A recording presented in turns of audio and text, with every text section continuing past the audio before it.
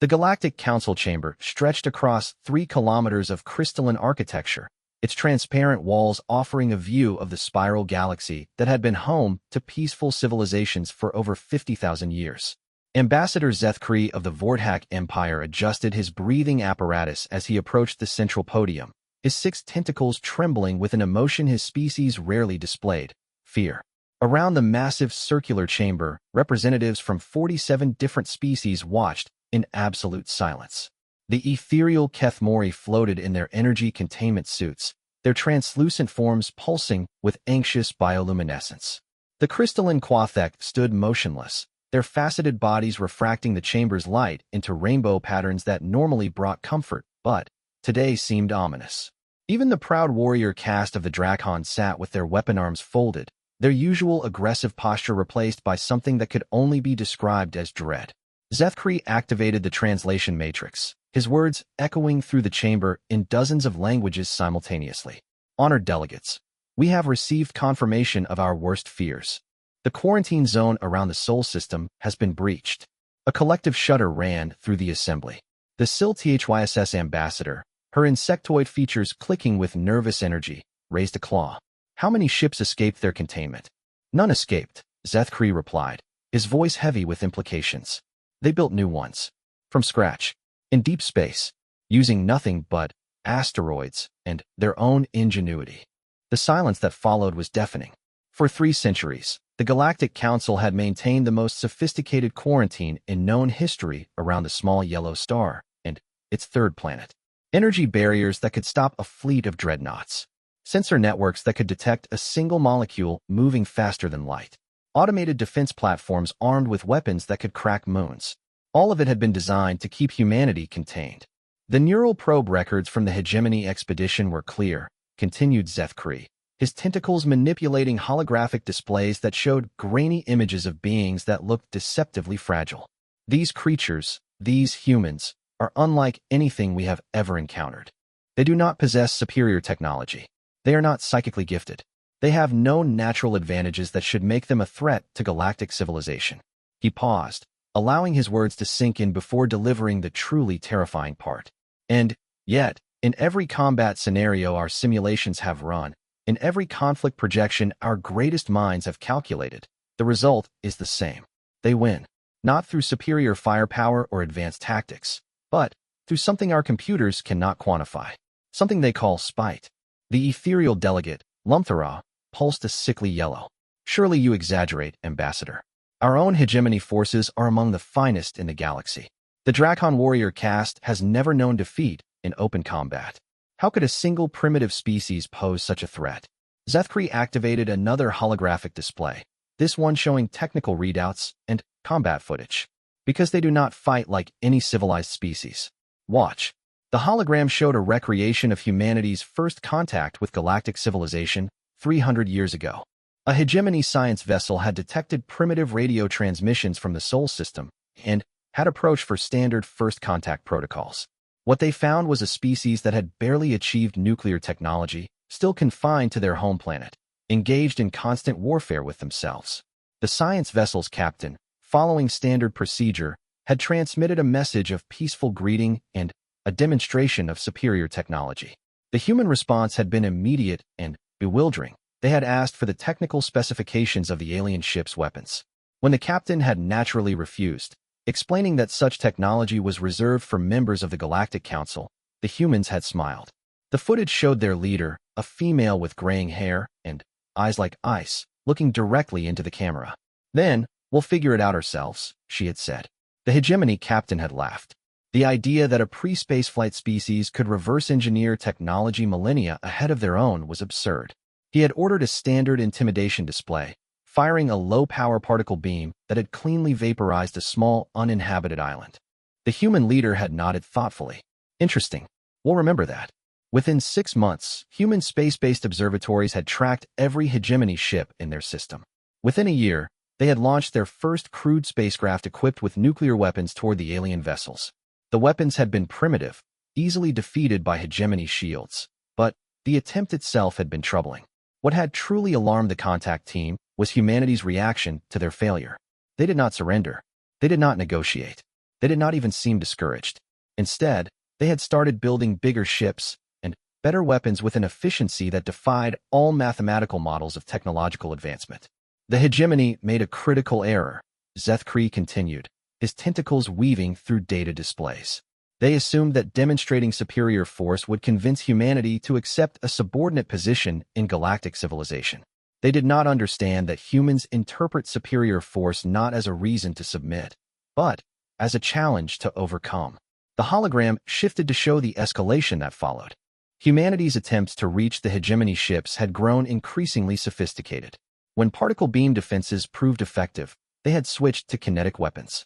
When energy shields stopped those, they had developed exotic matter bombs. Each failure had taught them something new, and each lesson had made them more dangerous. The turning point had come when a human vessel, little more than a fusion rocket with a crude life support system, had managed to ram a hegemony destroyer. The ship had been destroyed, along with its crew of 3 humans, but the impact had caused enough damage to force the destroyer to retreat for repairs.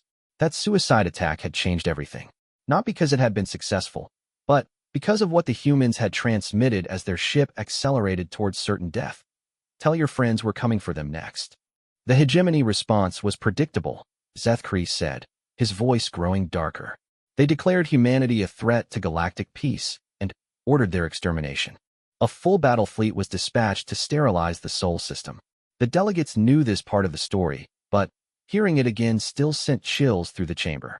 The hegemony battle fleet had consisted of 12 heavy cruisers, 37 destroyers, and over 200 fighter craft. It was a force capable of conquering entire star systems. They had arrived at Sol to find humanity waiting for them. In the 3 years it had taken the hegemony to assemble their fleet, humanity had transformed their entire civilization into a war machine. Every nation on Earth had united under a single banner. Every factory had been converted to military production. Every human being had become a soldier in one capacity or another. They had built a fleet of their own. Not sophisticated ships like those of galactic civilization, but crude, brutal vessels designed for one purpose: to kill. They had hollowed out asteroids and filled them with explosives.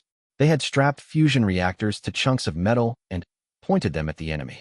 They had taken their own space stations and converted them into fortress guns that fired projectiles at significant fractions of light speed. Most terrifying of all, they had volunteers for every single vessel, no matter how suicidal the mission. The Battle of Sol had lasted 18 hours. When it was over, the hegemony fleet was gone. Not defeated, not damaged, but completely destroyed. Every single ship had been reduced to debris. The human fleet had taken severe casualties as well. Over 60% of their vessels had been destroyed. But the survivors had immediately begun salvaging the wreckage of the hegemony ships, reverse engineering technology that should have taken them centuries to develop. The hegemony's next response was to send a diplomatic envoy, Zethkri continued, though his tone suggested he found this decision questionable. They offered humanity a place in galactic civilization, with full membership rights and access to advanced technology. All humans had to do was agree to certain limitations on their expansion and military development. The human response had been transmitted on all frequencies, ensuring that every species in the galaxy could hear it. We don't negotiate with people who try to genocide us. We'll take your place in the galaxy when we've earned it. That transmission had been followed by the launch of the first human exploration fleet. Crude ships by galactic standards, but equipped with reverse-engineered FTL drives and crewed by beings who seemed to view death as merely another obstacle to overcome. The galaxy's response had been swift and unanimous: the Great Quarantine. Every spacefaring species had contributed resources to the massive undertaking. Energy barriers had been erected around the Sol system. Automated defense platforms had been deployed. Sensor networks had been established to track any attempt at escape. For 300 years, the quarantine had held. Humanity had been contained, left to develop on their own while the galaxy watched nervously from afar. Occasional probe missions had confirmed that they were still there, still advancing, still building, but unable to leave their home system. The delegates had convinced themselves that the problem was solved, that humanity would eventually exhaust their resources, fragment back into warring nations, or simply accept their isolation. They had been wrong on all counts. The breach was discovered by a routine patrol of the outer perimeter, Zethkri explained, activating new displays that showed sensor readings from the quarantine zone. At first, the automated systems detected nothing. The energy barriers remained intact. The sensor networks reported no FTL signatures. Everything appeared normal. He manipulated the controls, zooming in on a section of space that seemed empty. Then, our patrol detected this. The hologram showed what appeared to be empty space, but enhanced sensor readings revealed something extraordinary. A massive structure, invisible to most detection methods, moving through the void under conventional propulsion.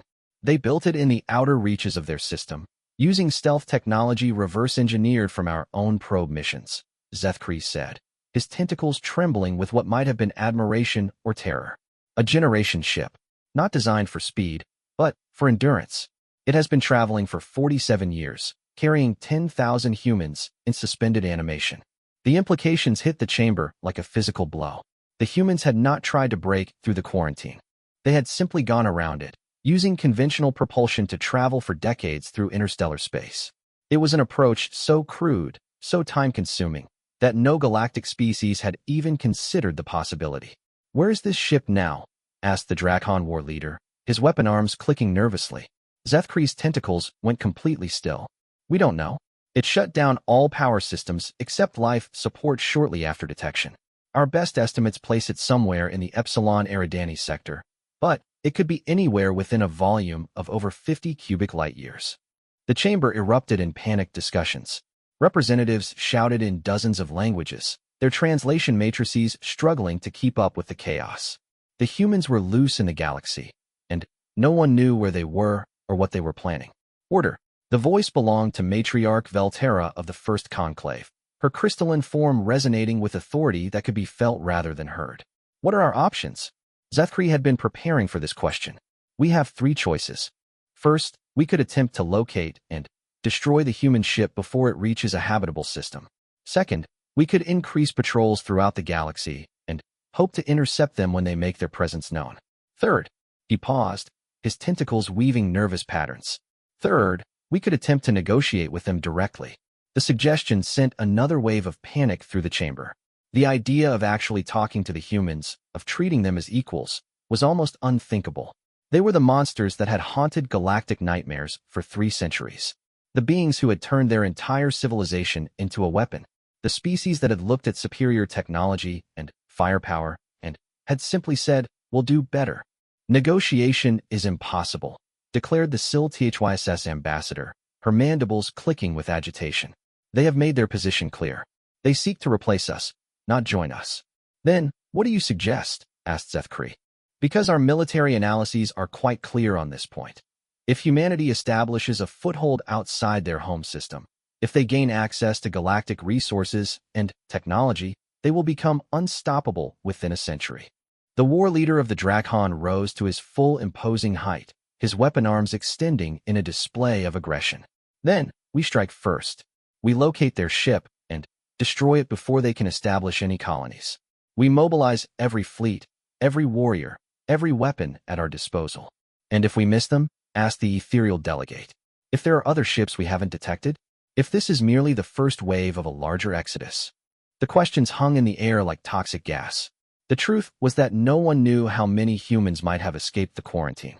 The generation ship they had detected might be alone, or it might be one of dozens traveling through the void.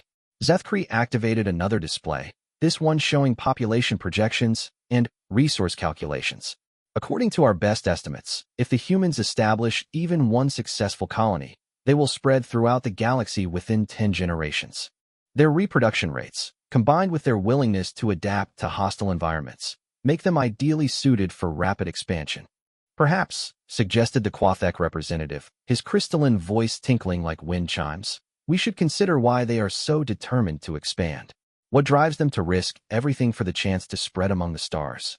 The question prompted another uncomfortable silence.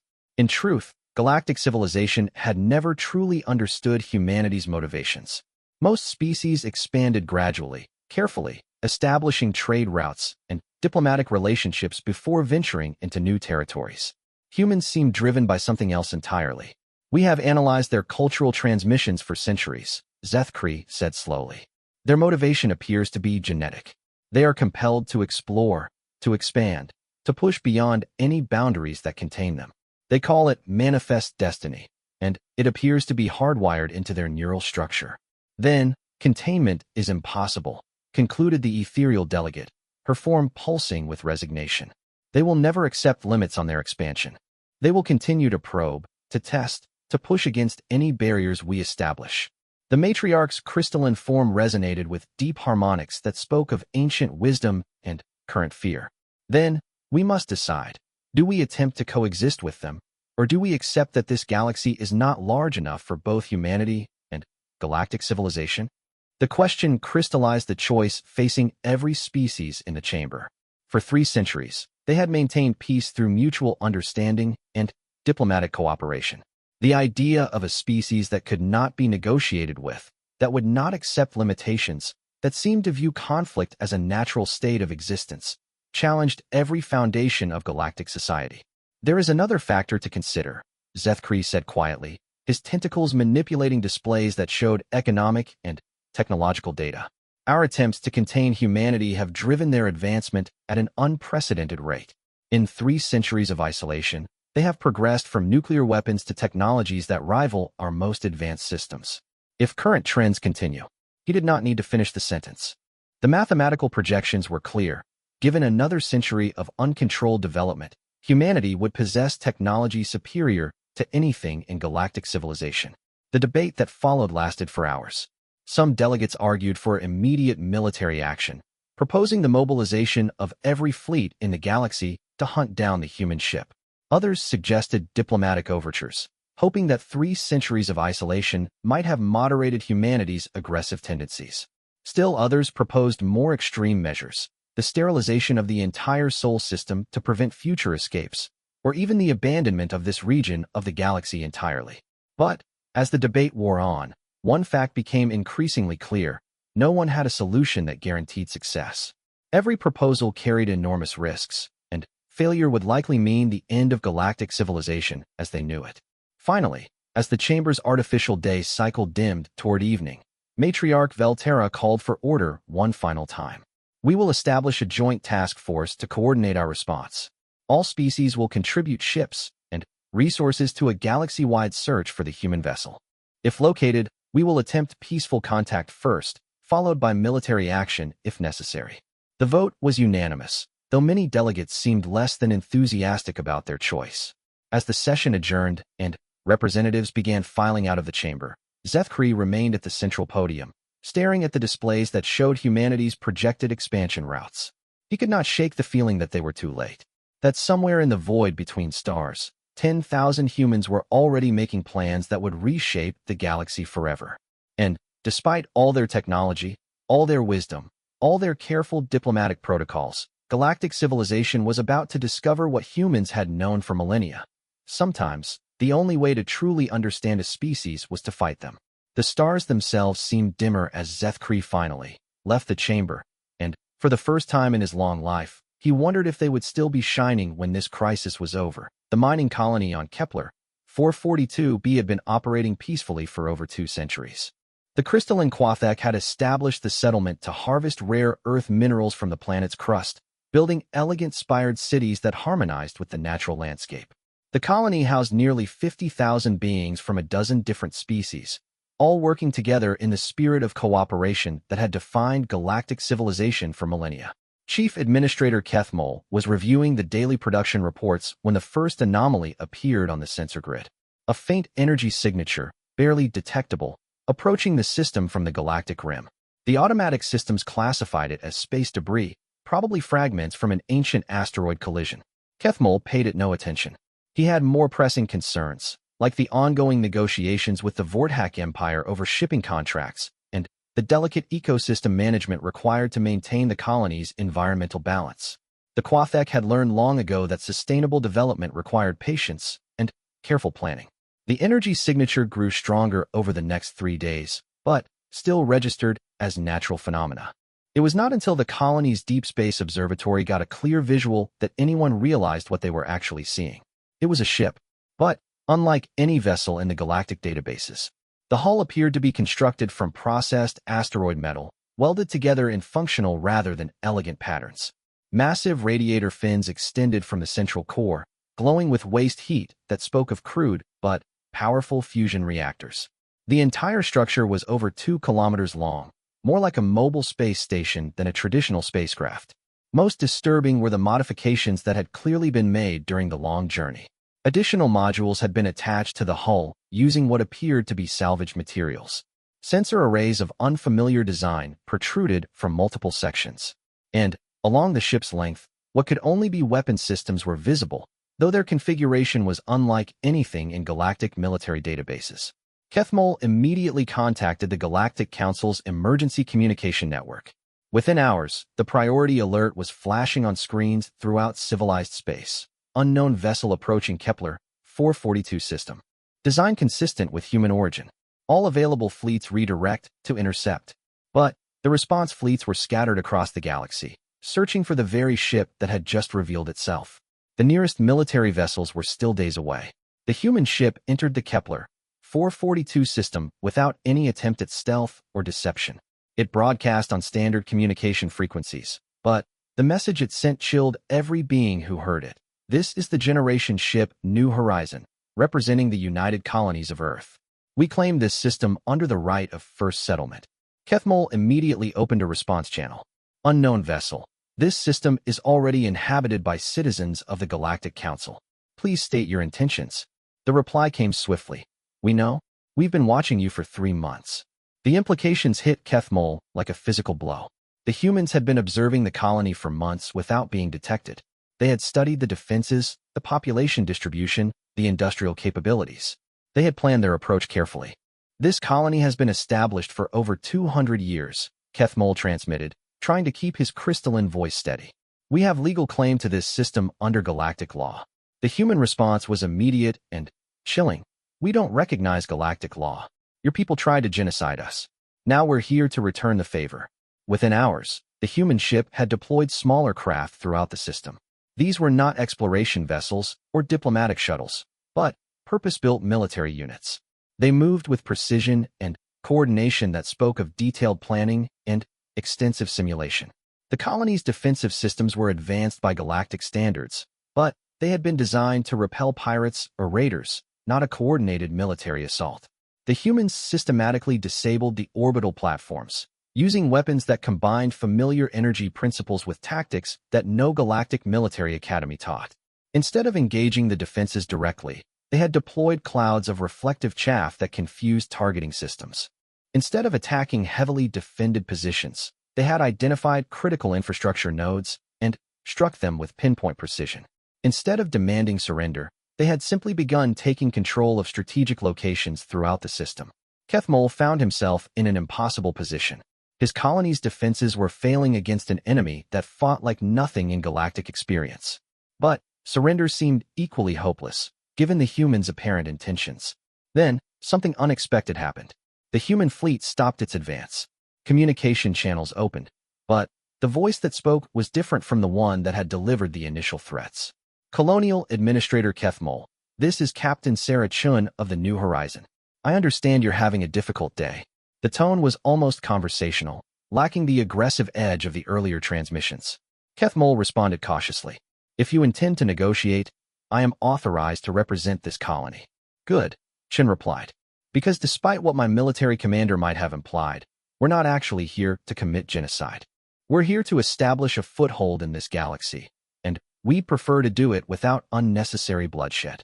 The statement was so contrary to everything the Galactic Council believed about humanity that Kethmol almost dismissed it as deception. But something in the human's tone suggested sincerity. What do you propose? He asked. Coexistence, Chun said simply. Your people can continue operating this colony. Our people will establish a settlement in the outer system.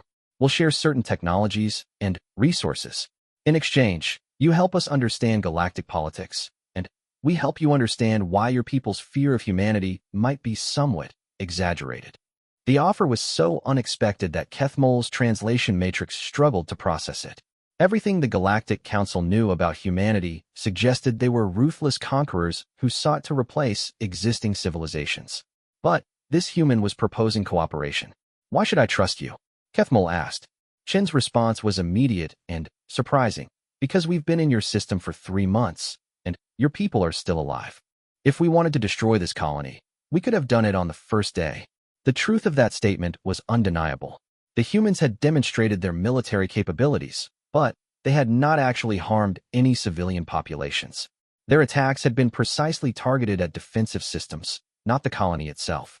What guarantee do I have that you won't change your minds later? Kethmol asked. The same guarantee you give us, Chen replied. None. But we can start building trust, one day at a time. The alternative is a war that nobody really wants.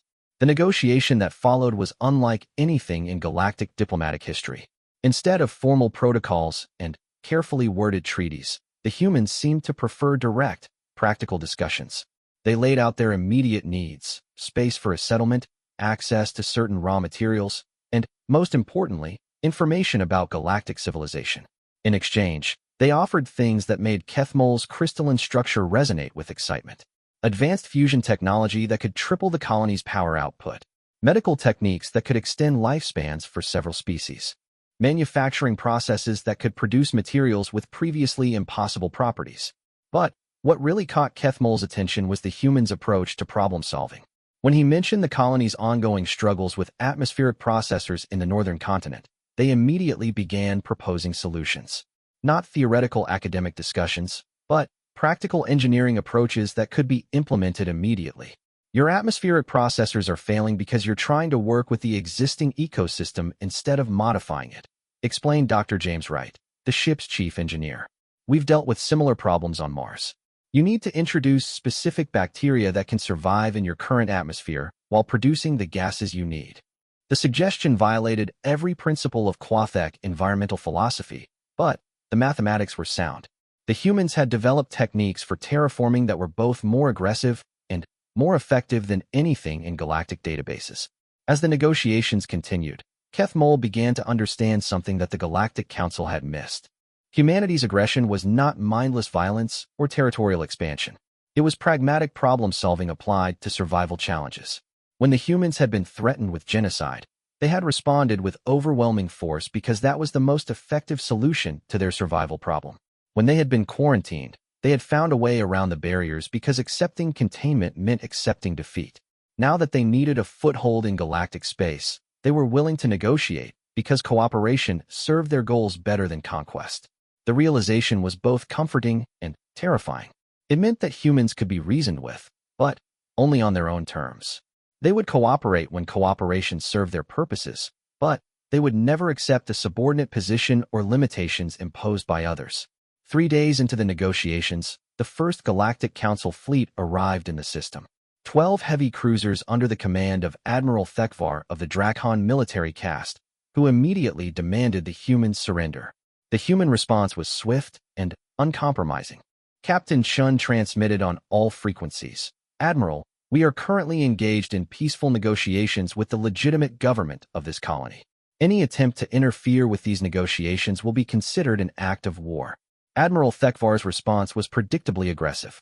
You are trespassing in sovereign space. Withdraw immediately or face the consequences. What happened next became legend throughout galactic military circles. Instead of launching into battle, the humans transmitted a data package to the Drakon fleet. It contained detailed specifications of every ship in the Admiral's task force, including classified information about their defensive systems, crew complements, and tactical doctrines. Admiral, Chen said calmly, we've been monitoring your fleet since it entered our sensor range 6 hours ago. We know exactly what weapons you're carrying and how you plan to use them. We've run simulations of this engagement 2,847 times. You lose every single one. The mathematical projections that followed were devastating in their precision. The humans had analyzed every aspect of the Drakon battle doctrine and had developed specific countermeasures for each tactic. They had identified critical vulnerabilities in the fleet's formation and had calculated optimal attack vectors for maximum damage. Most disturbing was their casualty assessment. They projected that a full engagement would result in the complete destruction of the Drakon fleet, with estimated human losses of 12%. However, Chen continued, we don't actually want to fight you. We're here to establish a peaceful presence in this galaxy, not to start a war. So we're willing to offer you the same deal we've proposed to Administrator Kethmol, coexistence. Admiral Thekvar's response was swift and predictable. The Drakon do not negotiate with inferior species. The human reply came in the form of action rather than words. A single missile launched from the New Horizon, moving at a significant fraction of light speed. It passed through the Drakon formation without detonating, but close enough to every ship that their defensive systems registered the impact as certain destruction. The missile had covered the distance between fleets in under 3 seconds. No point defense system had been able to track it, let alone intercept it.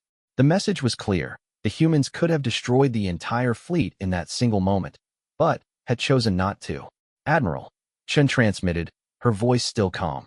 "That was a warning shot. The next one won't miss. Now, would you like to discuss terms?" The battle that followed was not fought with weapons or tactics, but with words and mathematical projections. The humans systematically dismantled every assumption the Drakon held about military superiority.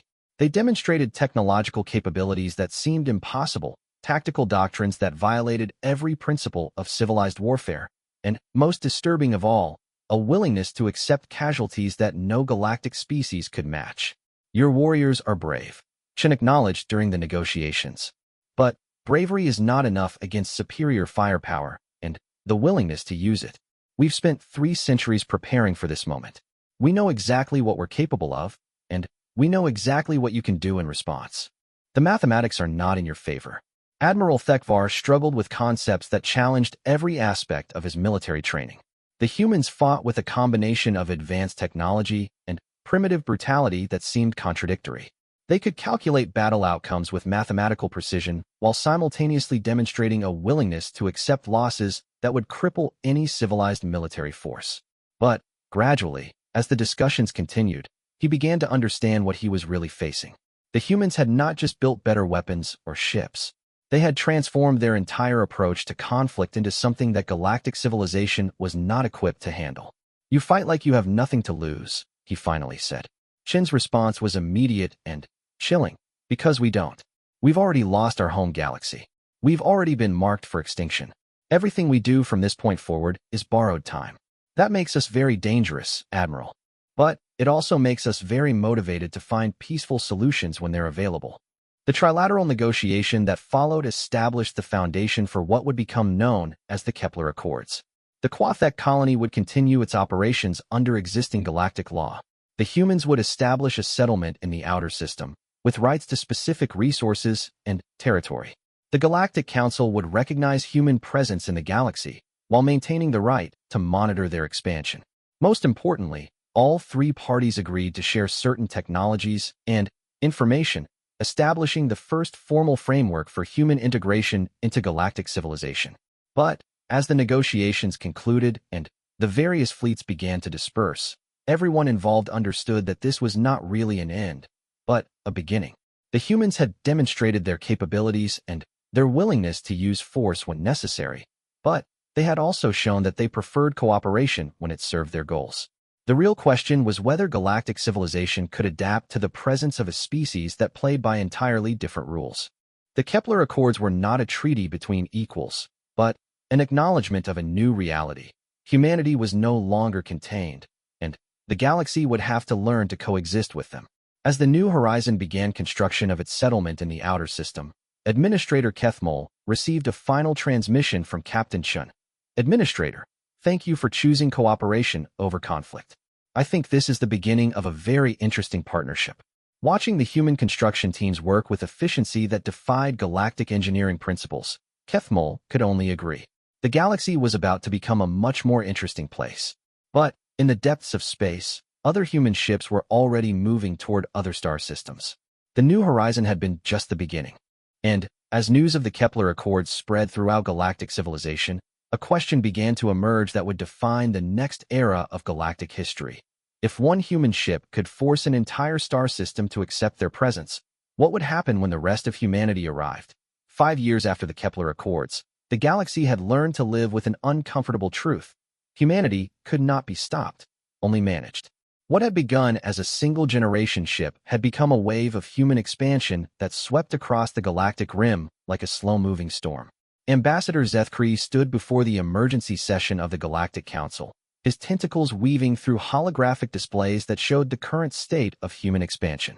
Red markers indicated confirmed human settlements, now numbering in the dozens.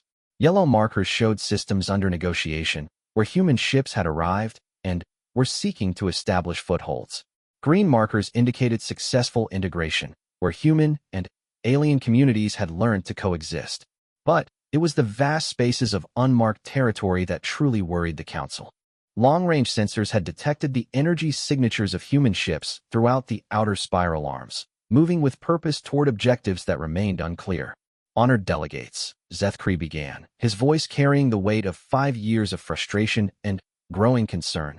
We face a crisis that our traditional diplomatic frameworks cannot address. Humanity has established a pattern of expansion that threatens the fundamental stability of galactic civilization. The chamber was less crowded than it had been during the first emergency session. Several member species had withdrawn from active participation in council affairs, choosing instead to negotiate directly with human representatives.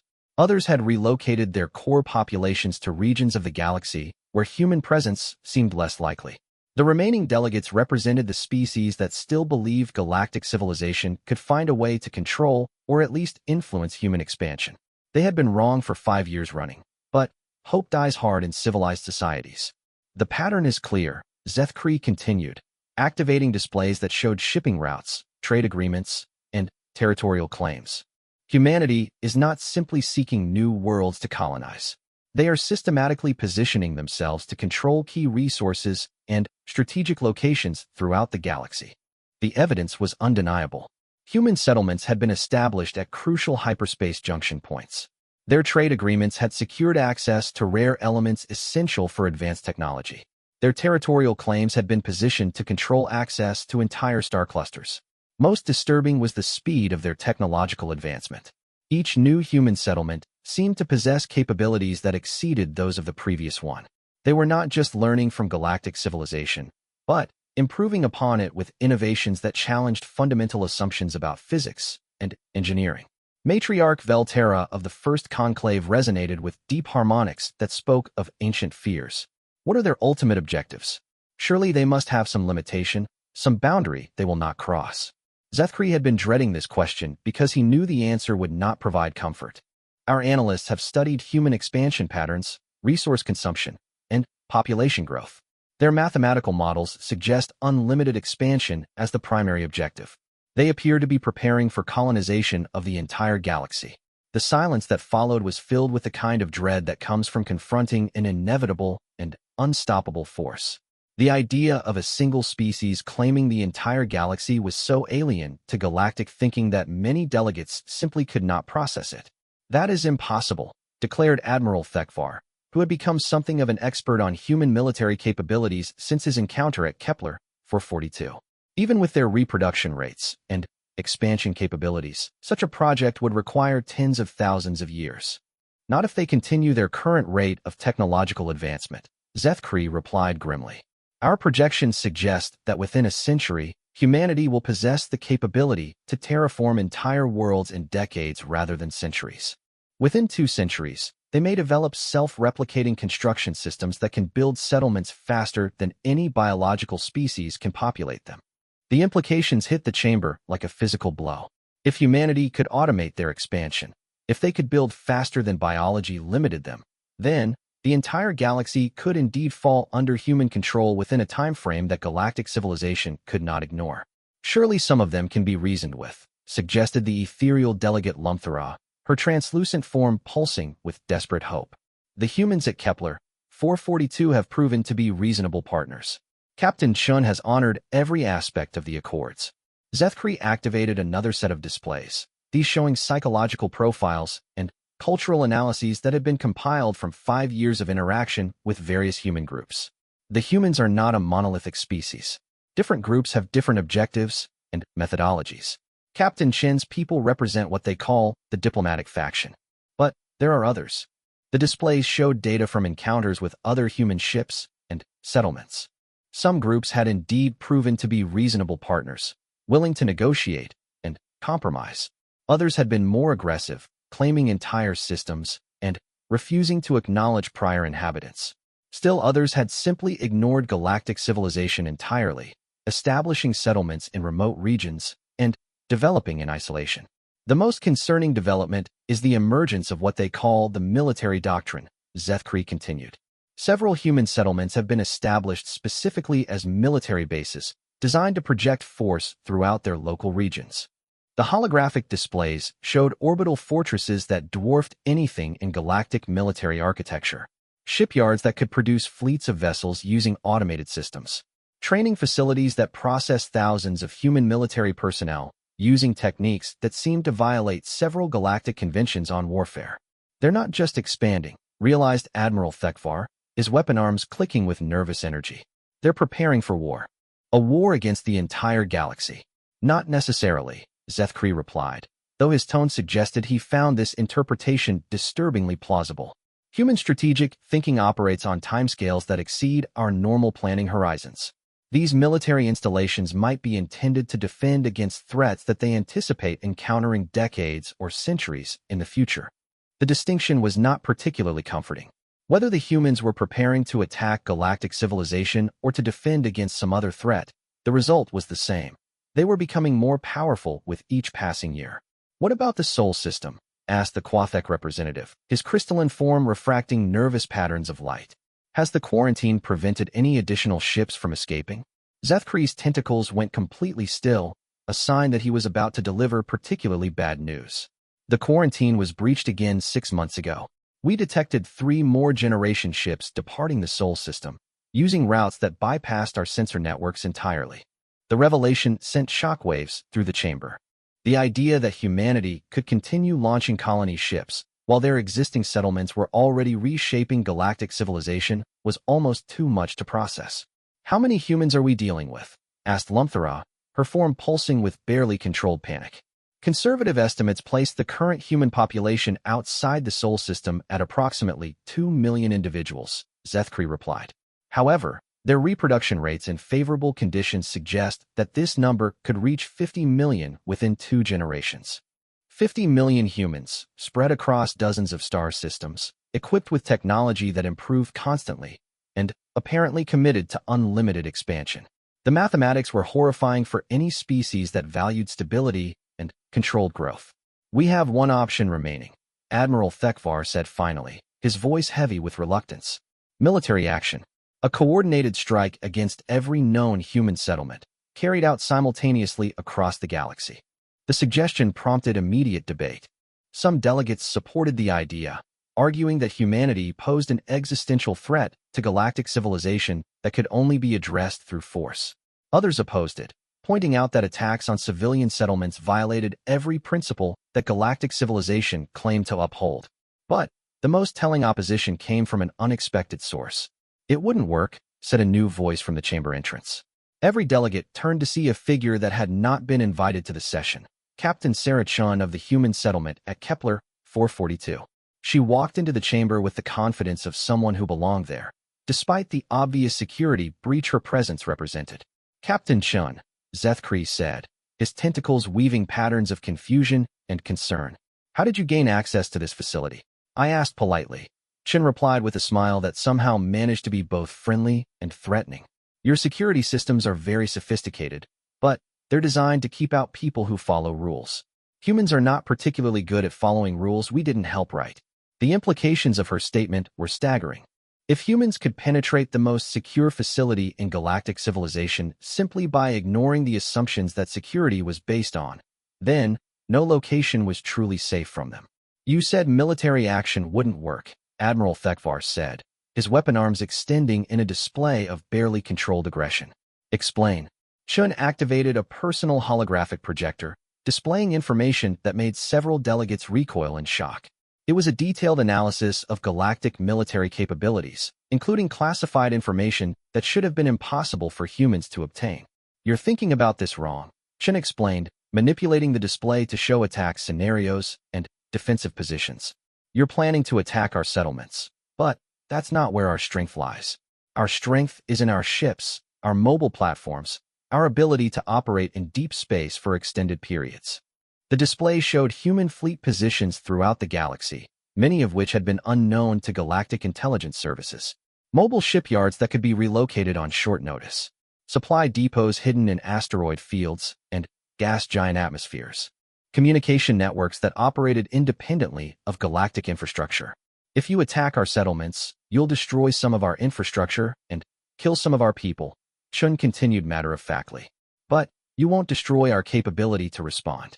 And our response will be comprehensive. The threat was delivered in the same conversational tone that Chun had used during the Kepler negotiations, but its implications were clear. Humanity had been preparing for the possibility of galactic war since their first contact with alien civilization. You're threatening genocide, Lumthera accused, her ethereal form pulsing with outrage. No, Chun replied calmly. I'm explaining consequences. If galactic civilization chooses to launch a genocidal attack against human settlements, humanity will respond with the same level of force. The difference is that we're better at it than you are. The statement hung in the chamber like a toxic cloud. The idea that humans could threaten the entire galaxy was so far beyond galactic experience that many delegates struggled to process it. What do you propose instead? Asked Matriarch Velterra, her crystalline voice carrying harmonics of resignation. Chen's response was immediate and surprisingly reasonable. Integration. Not the kind where you try to control us or limit our expansion, but genuine partnership. Humans have capabilities that galactic civilization needs. Galactic civilization has knowledge and resources that humans can use. Instead of fighting each other, we could work together. The proposal prompted immediate skepticism. The idea that humanity would accept genuine partnership rather than demanding dominance seemed contrary to everything the Council had observed about human behavior. What guarantee do we have that humanity won't eventually seek to dominate the galaxy? Asked Admiral Thekvar. Chen's answer was both honest and chilling. You don't. Just like we have no guarantee that galactic civilization won't attempt genocide again when you think you've developed weapons that can defeat us. Trust has to start somewhere, and it has to be based on mutual benefit rather than mutual fear. The debate that followed lasted for hours, but gradually a consensus emerged. Not because the delegates trusted humanity, but because the alternatives were unacceptable. Military action would likely result in a war that would devastate the galaxy. Continued attempts at containment had proven ineffective. The only remaining option was to accept human expansion and try to shape it through cooperation rather than opposition. The framework that emerged became known as the Galactic Integration Protocols. Human expansion would be acknowledged as legitimate, but subject to certain guidelines designed to protect existing civilizations. Humans would share certain technologies and military capabilities with galactic civilization. Galactic civilization would provide humans with access to established trade networks and diplomatic channels. Most importantly, both sides agreed to establish joint colonies and research stations, creating opportunities for genuine cooperation rather than mere coexistence. This is not a permanent solution, Chen acknowledged as the protocols were finalized. Humans will continue to expand, and some of our people will not feel bound by these agreements. But it's a beginning. A way to build the kind of trust that might eventually allow us to work together instead of preparing to destroy each other. As the session concluded and delegates began dispersing to inform their respective governments of the new reality, Zethkri found himself alone in the chamber with Chun. Why did you really come here? He asked, his tentacles weaving patterns of curiosity and lingering suspicion.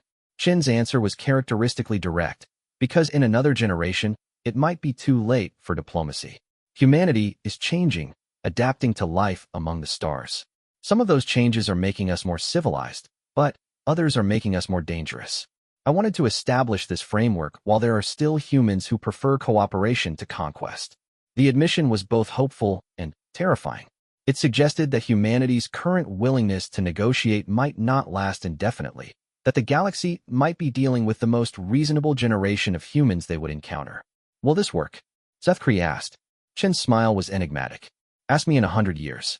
But, Ambassador, consider this. For 3 centuries, your people have been afraid of what humans might do to the galaxy. Maybe it's time to start thinking about what humans and the galaxy might accomplish together. As Chun left the chamber, Zethkri remained behind, contemplating the holographic displays that showed human settlements scattered across the galaxy like stars in a new constellation. The future was uncertain, filled with possibilities both wonderful and terrifying.